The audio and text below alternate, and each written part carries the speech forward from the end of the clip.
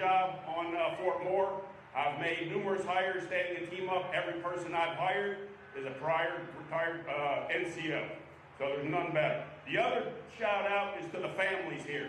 I read a statistic not long ago that only 10% of high school graduates are able to serve in our military. So to the parents, the grandparents, the aunts, the uncles that raise these fine soldiers, my hat is off to you.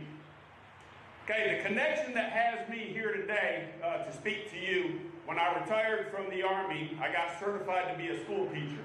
They told me it's a noble profession. There's none better to influence young minds. They didn't tell me what a hell zone it was. My first teaching job was in Columbus, Georgia, in an inner city middle school, considered the toughest to teach in the area, impoverished Title I school. My first class I taught had 22 students. And if I'm lying, I'm flying, and I got no wings. 2 of my students out of that 22 have already committed felony crimes with handguns and killed other people. I just saw a few months ago one that had 5 felony arrests, including stealing a car with a handgun. It was a tough class, but smattered in amongst them 22 was some outstanding students. Now, being a retired Army Ranger, my teaching style is probably a bit unorthodox, and as well as challenging young minds, I like to challenge people physically. And I came up with a harebrained idea one day to buy the 2 biggest bags of Taki hot fries I could find.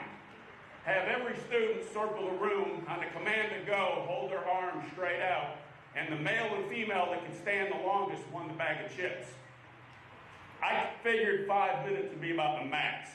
At 18 minutes in, 4 students stood like statues, 2 males, 2 females. Kiana Coleman was one of those students. She was a student that was quiet, shy, kind of flew under the radar, and I took notice of her that day.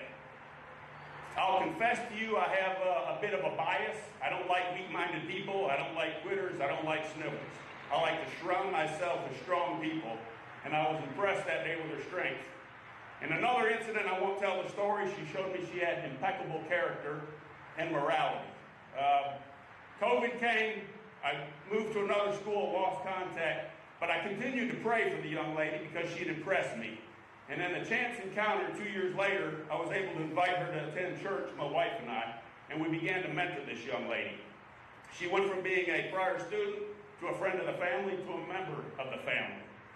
In her senior year last year, her and her brother went in a truck riding with me, and I said, "Have you considered joining the military?" She said, "No, tell me why I should." So I gave her the song and dance about VA benefits and college benefits and all the others. I said, I'm going to stop. I'm going to tell you something that the recruiters won't tell you.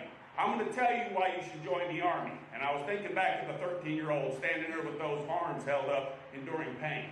I said, the reason you join the Army is pain, misery, hardship, tough times, things that the average citizen isn't qualified to have nightmares about.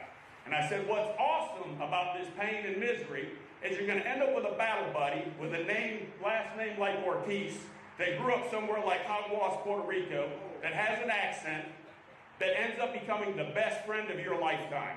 Or it might be some country kid from Hazard County, Kentucky, or an upper-class subdivision to the lower-class subdivision, from the trailer park to the ghetto to the projects. You're going to meet some of the finest people you'll ever know in your life. And no matter what family you come from, you're going to be a member of a new family. And the DNA of this new family is a group of people that raised their right hand, took an oath to support and defend a document, and they're ready to defend it with their life. In that DNA is a group of people that memorize a creed and they live it every day. In that group is DNA of people that live by a set of values: loyalty, duty, respect, honor, integrity, and personal courage.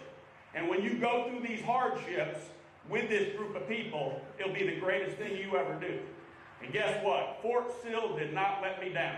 I am a person of prayer. As she went through these challenges, I prayed for the soldiers behind me, and I like to pray with specificity. When I get up in the morning, I drink my coffee, I do my Bible study, and I do my prayer, I would pull up the weather report here.